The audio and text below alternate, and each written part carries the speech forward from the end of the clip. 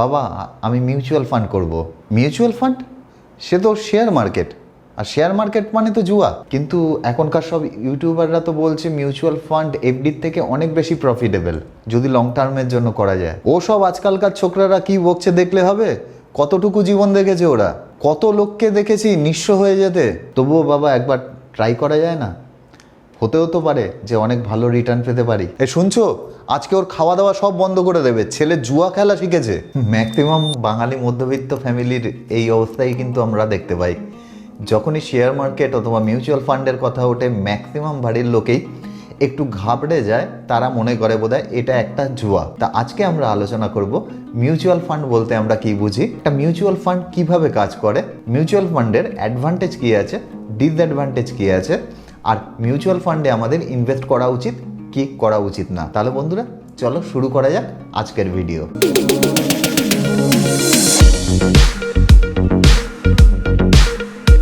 প্রথমে একটা situation assume করি, তোমার কাছে ধরে নিলাম 1 লাখ টাকা রয়েছে, আর তুমি একটা গাড়ি কিনতে চাও যেটার দাম হলো 7 লাখ টাকা। এখন গাড়িটা কিনে তুমি একটা ব্যবসা করবে। তোমার কাছে যেহেতু 1 লাখ টাকা রয়েছে, আমি এখানে ধরে নিচ্ছি কোনো ব্যাংক লোন এখানে ইনভলভ হচ্ছে না।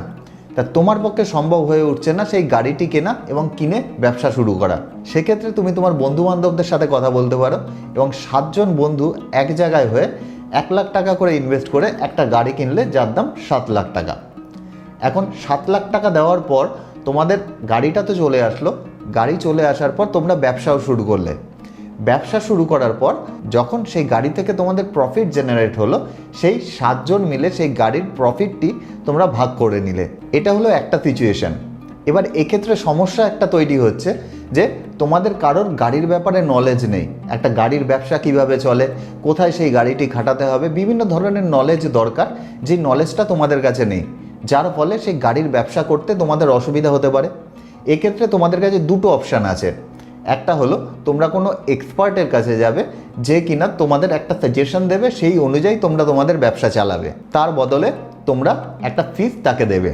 আর 2 নম্বর অপশানটি হলো তোমরা তোমাদের গাড়িটি কোনো একজন এক্সপার্টের হাতে তুলে দেবে এবং সে সেই ব্যবসাটি চালাবে। চালানোর পর যে প্রফিট জেনারেট হবে সেখান থেকে একটা সামান্য পার্সেন্টেজ তার জন্য কেটে রাখবে, কেটে বাকি টাকা তোমাদের দিয়ে দেবে প্রফিট হিসাবে, এবং তোমরা 7 জন মিলে সেই প্রফিট ভাগাভাগি করে নেবে। এই প্রতিটি সিচুয়েশনে কিছু সুবিধা কিছু অসুবিধা রয়েছে। প্রথম সিচুয়েশনে যেখানে তোমরা 7 জন মিলে ব্যবসা শুরু করতে চাইছো, সেক্ষেত্রে তোমাদের তার উপর এক্সপার্টিজ লাগবে। কিন্তু সেকেন্ড অপশান, যেখানে আমরা কোনো এক্সপার্টের সাজেশন নিচ্ছি, সেক্ষেত্রে এক্সপার্টকে আমাদের একটা ফিজ হিসাবে দিতে হবে। সেক্ষেত্রেও বেশ কিছু সুবিধা রয়েছে। যেরকম আমি যদি এক্সপার্টের কাছে কোনো একটি সাজেশন নিই এবং আমার কাছে অনেকগুলো গাড়ি থাকে, আমি একই সাজেশন অনেকগুলো গাড়ির ক্ষেত্রে কাজে লাগাতে পারবো। সুতরাং একই ফিজে আমার অনেক কাজ করবে। কিন্তু আমার কাছে যদি একটি গাড়ি থাকে তাহলে আমার কস্টিং কিন্তু বেড়ে যাবে। সুতরাং সেক্ষেত্রে আমি থার্ড অপশানে যেতে পারি, যেখানে কোনো এক্সপার্টের হাতে আমার গাড়িটি তুলে দিতে পারি এবং এক্সপার্ট অনেকগুলো গাড়ি সেখানে চালাচ্ছে, তার মধ্যে থেকে আমার গাড়িটাও চালাবে এবং যে প্রফিট জেনারেট হবে সেখান থেকে একটা পার্সেন্টেজ রেখে বাকি টাকা আমাদের দিয়ে দেবে। তা মিউচুয়াল ফান্ডও চলে কিন্তু একই সিস্টেমে। আমরা যদি কোনো ডিম্যাট অ্যাকাউন্ট খুলে শেয়ার কিনতে চাই, সেক্ষেত্রে আমার কাছে যদি খুব কম ক্যাপিটাল থাকে তাহলে কিন্তু আমি চাইলেই পারবো না যে আমার পছন্দ মতন কোনো শেয়ার কিনতে। একটা এমআরএফ এর শেয়ার যদি আমি কিনতে যাই তাহলে আমার কাছে অনেক ক্যাপিটাল দরকার সেই শেয়ারটি কেনার জন্য। সেক্ষেত্রে এই মিউচুয়াল ফান্ড কোম্পানিগুলো কিন্তু আমাদের হেল্পের জন্য এগিয়ে আসে। তারা আমাদের কাছে এসে বলে তোমার কাছে যে পরিমাণ ক্যাপিটাল আছে সেই পরিমাণ ক্যাপিটালই আমাদেরকে দাও, আমরা তোমার হয়ে সেই টাকা ইনভেস্ট করব। তা ধরে নিচ্ছি আমার কাছে 1000 টাকা আছে মার্কেটে ইনভেস্ট করার জন্য।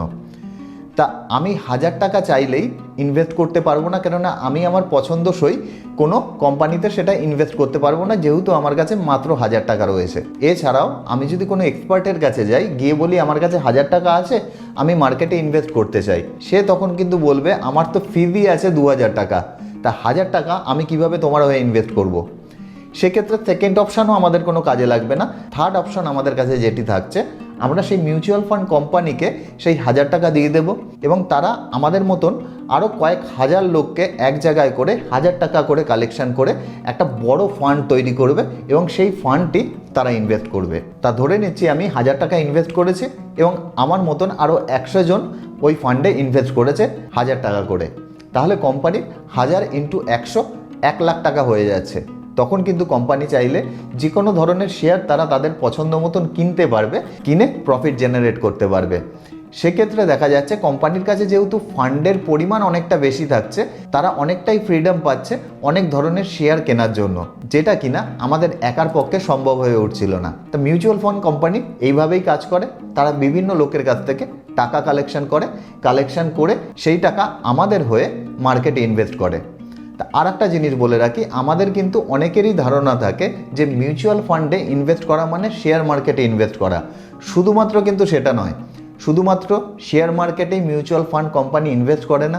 মিউচুয়াল ফান্ড কোম্পানি মার্কেটে ইনভেস্ট করে, তারা গোল্ডে ইনভেস্ট করে, বন্ডে ইনভেস্ট করে, রিয়েল স্টেটে ইনভেস্ট করে, ডেট ফান্ডে ইনভেস্ট করে, এই ধরনের বিভিন্ন ফান্ডে কিন্তু তারা ইনভেস্ট করে থাকে। সুতরাং তুমি যখন একটি মিউচুয়াল ফান্ড কোম্পানিকে টাকা দেবে ইনভেস্ট করার জন্য, তখন তোমার কাছে কিন্তু অপশানও থাকবে যে তুমি কোথায় তোমার টাকাটি ইনভেস্ট করতে চাও। যে জায়গায় তুমি তোমার টাকা ইনভেস্ট করতে চাও, কোম্পানি কিন্তু তোমার ফান্ডটি সেই জায়গাতেই ইনভেস্ট করবে। এখন প্রশ্ন আসছে যে 100 জন লোক মিলে যে 1000 টাকা দিল এবং কোম্পানির কাছে 1,00,000 টাকা কালেক্ট হলো এবং বছরের শেষে ধরে নিলাম আমরা কোম্পানির 10,000 টাকা প্রফিট হলো। এখন এই 100 জন লোককে কোম্পানি কিভাবে ডিস্ট্রিবিউট করবে ওই টাকা?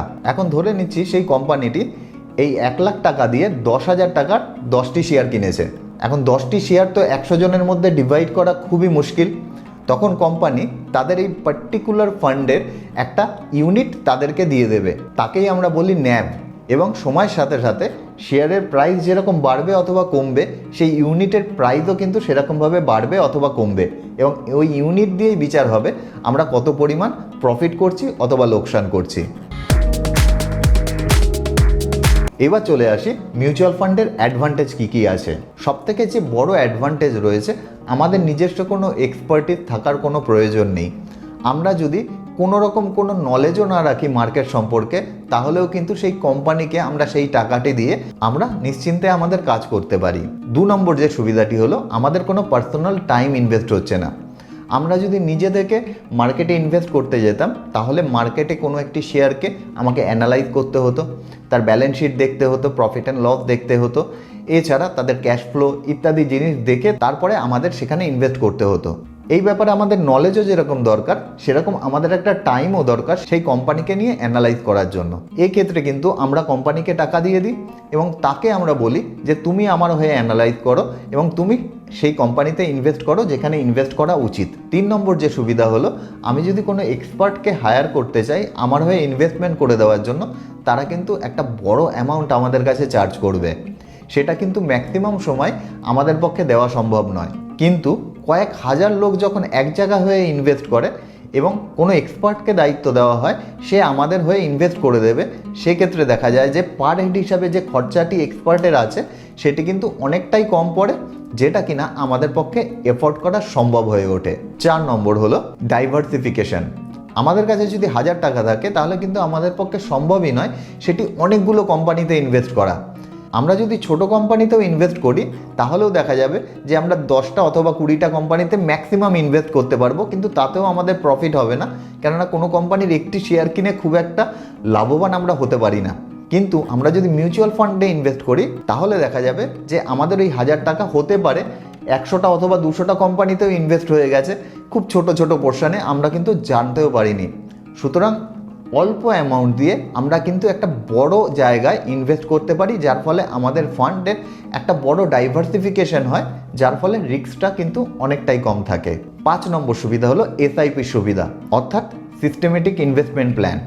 আমরা চাইলে মাসের কোনো একটি নির্দিষ্ট দিনে ব্যাংকে যদি ইনস্ট্রাকশন দিয়ে রাখি 500 টাকা করে কোনো মিউচুয়াল ফান্ড কোম্পানিতে অটোমেটিক চলে যাবে। সেক্ষেত্রে কিন্তু আমাদের কোনো হেডেকও নিতে হবে না এবং সেই কোম্পানির নির্দিষ্ট একটি ফান্ডে আমাদের 500 টাকা ইনভেস্ট হয়ে যাবে এবং যার জন্য আমাদের নিজের কোনো কাজ করতে হবে না। তা এতক্ষণ তো সব মিউচুয়াল ফান্ডের সব ভালো ভালো দিকই আমরা দেখতে পাচ্ছি, তার কি কোনো ধরনের কোনো ডিসঅ্যাডভান্টেজ নেই? সেটাও তোমাদের বলে দেওয়া আমার দায়িত্বের মধ্যে পড়ে। তাহলে আলোচনা করব মিউচুয়াল ফান্ডের ডিসঅ্যাডভান্টেজ কী রয়েছে। প্রথম যে ডিসঅ্যাডভান্টেজ রয়েছে, কন্ট্রোল কিন্তু আমাদের হাতে থাকে না। আমরা জানতেও পারি না সেই কোম্পানি আমাদের হয়ে কি কি স্টক কিনতে যাচ্ছে। সুতরাং আমাদের মধ্যে যারা একটু কন্ট্রোল রাখতে পছন্দ করি, আমরা জানতে পছন্দ করি কোন কোন স্টক আমরা কিনছি, তাহলে কিন্তু মিউচুয়াল ফান্ড তাদের জন্য নয়। 2 নম্বর হলো অ্যাডভার্টাইজমেন্ট এক্সপেন্সেস। একটা মিউচুয়াল ফান্ড কোম্পানি অনেক সময় দেখা যায় বিভিন্ন ধরনের অ্যাডভার্টাইজমেন্ট দিয়ে থাকে এবং অ্যাডভার্টাইজমেন্ট দিয়ে পাবলিককে আকৃষ্ট করে তাদের ফান্ডে ইনভেস্ট করার জন্য। এই অ্যাডভার্টাইজমেন্টের জন্য কিন্তু তাদের একটা বড় অংশ খরচা হয়, যেটা কিনা আমাদের এই পয়সা যেগুলো ইনভেস্ট করি তার মধ্যে থেকেই যায়। সেক্ষেত্রে আমাদের খরচা সামান্য হলেও বেড়ে যায়। 3 নম্বর হলো কোনো কোম্পানি যখন ইনভেস্ট করে, সেই কোম্পানি তো নিজে ইনভেস্ট করছে না, সেই কোম্পানি কোনো একজন ফান্ড ম্যানেজারকে হায়ার করে এবং তাকে একটা স্যালারি দিতে হয়। সেই ফান্ড ম্যানেজারের যে স্যালারি আছে সেটাও কিন্তু আমাদের ইনভেস্টেড অ্যামাউন্টের মধ্যে থেকেই কাটে। এছাড়া সেই কোম্পানির অফিস এক্সপেন্সেস রয়েছে, তার অন্যান্য এমপ্লয়ি রয়েছে যাদেরকে স্যালারি দিতে হয়। এই এক্সপেন্সেসগুলো কিন্তু আমাদের ইনভেস্টেড অ্যামাউন্টের মধ্যে থেকেই খরচা হয়। 4 নম্বর হলো সমস্ত কিছু কিন্তু ফান্ড ম্যানেজারের হাতে থাকে না, যদিও দায়িত্ব তার হাতে থাকে যে সে কোন ফান্ড কিনবে অথবা বেচবে, কিন্তু তারপরেও সমস্ত কিছুর কন্ট্রোল কিন্তু ফান্ড ম্যানেজারের থাকে না। তার একটা বড় কারণ হলো আমরা নিজেরাই। যখন মার্কেট কোনো কারণে ক্র্যাশ করে এবং আমাদের মতন সাধারণ মানুষ যারা রয়েছে তারা কিন্তু ভয় পেয়ে যায় এবং মার্কেট থেকে পয়সা বের করে নিতে চায়, অর্থাৎ মিউচুয়াল ফান্ড তারা ভাঙিয়ে ফেলতে চায় এবং তারা চায় সেই সময় কোনো একটা সেফ ফান্ডে সেই টাকাটাই রেখে দিতে। কিন্তু সেই সময় দেখা যায় ফান্ড ম্যানেজার কিন্তু চায় তাদের কাছে আরও বেশি পরিমাণে টাকা আসুক, যাতে তারা আরও বেশি পরিমাণে শেয়ার কিনতে পারে। কেননা একটা প্রোডাক্ট যেটা কিনা 1 মাস অথবা 1.5 মাস আগে অনেক বেশি দামে কেনা যাচ্ছিল, এখন কিন্তু সেটা অনেক সস্তায় কেনা যাচ্ছে। সুতরাং ফান্ড ম্যানেজারও চায় তাদের কাছে টাকা আসুক, তারা সেই টাকা সেই শেয়ারে ইনভেস্ট করবে। কিন্তু তাদের পক্ষে সম্ভব হয় না, যেহেতু যে কমন ম্যান আছে আমাদের মতন, তারা কিন্তু সেই সময় ভয় পেয়ে টাকা তুলে নেয়, ফান্ডের ক্রাইসিস দেখা যায় এবং ফান্ড ম্যানেজারের পক্ষেও সম্ভব হয় না যে সস্তায় যে শেয়ারগুলো পাওয়া যাচ্ছে সেইগুলো কিনে নেওয়া। আর লাস্টে বলবো সেফ গেম। ফান্ড ম্যানেজাররা অনেক সময় আছে যারা কিনা অনেক সেফ গেম খেলতে চায়, কেননা তারাও সেই কোম্পানিতে চাকরি করছে, তারাও চায় না তাদের চাকরি চলে যাক। সুতরাং অনেক সময় দেখা যায় তারা হয়তো বুঝতে পারছে যে কোনো একটি শেয়ার আগামী দিনে বাড়তে চলেছে, কিন্তু সেখানে একটু হলেও রিস্ক আছে, তখন কিন্তু সে সেই কোম্পানিতে ইনভেস্ট করতে চায় না। কেননা কোনো কারণে তার অ্যাজাম্পশন যদি ভুল হয়, যদি দেখা যায় যে ফান্ডের পরিমাণ একটু কমে যায়, সেক্ষেত্রে কিন্তু তার সার্ভিস নিয়ে টানাটানি পড়তে পারে, কোম্পানি রুষ্ট হতে পারে এবং তার চাকরি চলে যেতে পারে। সেক্ষেত্রে সে পছন্দ করে যে রেপুটেড কোম্পানি রয়েছে যেখানে কিনা গ্রোথ তো হবে, কিন্তু ততটা গ্রোথের সম্ভাবনাও নেই যেখানে আগের কোম্পানিতে ছিল, যেখানে রিস্কটাও একটু বেশি আছে। তারা তখন তাদের সার্ভিস বাঁচানোর জন্য সেই সব কোম্পানিতে কিন্তু ইনভেস্ট করে না। যেটা পার্সোনালি আমরা কোনো শেয়ার কিনতে গেলে তখন কিন্তু এই ধরনের জিনিস খেয়াল না রাখলেও হয়, কেননা আমরা আমাদের নিজের পয়সা সেখানে ইনভেস্ট করছি। আমরা চাইলে অল্প পরিমাণ টাকা সেই সব কোম্পানিতে ইনভেস্ট করে রাখতে পারি এবং বাকি টাকা আমরা চাইলে কোনো একটি সেফ ফান্ডে ইনভেস্ট করতে পারি। সেটা পুরোপুরি ডিপেন্ড করে আমাদের নিজেদের উপর। কিন্তু ফান্ড ম্যানেজারের ক্ষেত্রে কিন্তু সেই ধরনের অপশান অনেক সময় থাকে না। তাহলে বন্ধুরা, এতক্ষণে বুঝে গেছে মিউচুয়াল ফান্ড কাকে বলে, মিউচুয়াল ফান্ডের সুবিধা কী, মিউচুয়াল ফান্ডের অসুবিধা কী। এখন তোমরা বলবে অত কিছু আমরা বুঝতে চাই না, আমরা জাস্ট একটা জিনিসই জানতে চাই, মিউচুয়াল ফান্ডে ইনভেস্ট করব কি ইনভেস্ট করব না। তা দেখো, মিউচুয়াল ফান্ডে ইনভেস্ট করবে কি করবে না সেটা তো অবশ্যই তোমাদের নিজস্ব ডিসিশন, কিন্তু আমি বলবো আমাদের যদি হিস্ট্রি দেখা যায় তাহলে কিন্তু আমরা দেখতে পারবো, আমরা যদি 8 থেকে 10 বছর অথবা 15 বছর ইনভেস্টেড থাকি, তাহলে যে রিটার্ন একটা মিউচুয়াল ফান্ড কোম্পানি দিয়েছে সেটা কিন্তু কোনো এফডির পক্ষে দেওয়া কোনোদিনই সম্ভব নয়।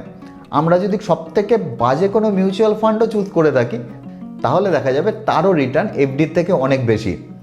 সুতরাং সবসময় রেকমেন্ড করব অবশ্যই মিউচুয়াল ফান্ড করো, কিন্তু লং টার্মের জন্য। শর্ট টার্মে কিন্তু অবশ্যই মার্কেট ভোলাটাইল, আজকে মার্কেট বেশি থাকলে কালকে কম হতে পারে, পরশুদিন আরও কম হতে পারে, 1 মাস পরে আরও কম হতে পারে, কিন্তু over the long period of time আমরা দেখতে পারবো যে মার্কেট কিন্তু সবসময়ের জন্য উপরের দিকেই যাচ্ছে এবং আমাদের ইকোনমি যত ডেভেলপ করছে আমাদের গ্রোথের সম্ভাবনাও তত বাড়ছে। তোমাদের মধ্যে যাদের বয়স কম আছে তাদের জন্য তো অবশ্যই রেকমেন্ড করব যতটা বেশি সম্ভব টাইম তোমরা দিতে পারো একটা ফান্ডে, তোমরা দিতে থাকো, তাহলে কিন্তু তোমরা সব থেকে বেশি রিটার্নের থেকে পাবে। তোমরা এটাকে অনেকটা একটা গাছের মতন ভাবতে পারো। একটা গাছ পোতার পরের দিনই কিন্তু তুমি ফল পাবে না, সেটা ফল দেওয়া যখন শুরু করবে তখন কিন্তু ফল দেওয়া সে শেষ করতেও অনেক সময় নেবে। সুতরাং গাছটাকে বড় হতে দাও, ফল দিতে শুরু করতে দাও, দেখবে প্রচুর পরিমাণে এখান থেকে রিটার্ন পাওয়া সম্ভাবনা কিন্তু এখানে রয়েছে। এবং যাদের বয়স বেশি তারা যদি অ্যাটলিস্ট 7 থেকে 8 বছরও সময় দিতে পারে তাহলে কিন্তু অনেক বেশি সম্ভাবনা রয়েছে যে এখান থেকে এফডির থেকে অন্তত অনেক বেশি রিটার্ন তারা নিয়ে যেতে পারবে, যদি তাদের ডিসিশন খুবই খারাপ হয় তারপরেও। তাহলে বন্ধুরা, আশা করি ভিডিওটি ইনফরমেটিভ লেগেছে। ভিডিওটি ভালো লাগলে অবশ্যই একটা লাইক দেবে আর চ্যানেলটি সাবস্ক্রাইব করতে কিন্তু ভুলবে না। তাহলে বন্ধুরা, ভালো থেকো, দেখা হচ্ছে পরের ভিডিওতে। ততক্ষণের জন্য বাই।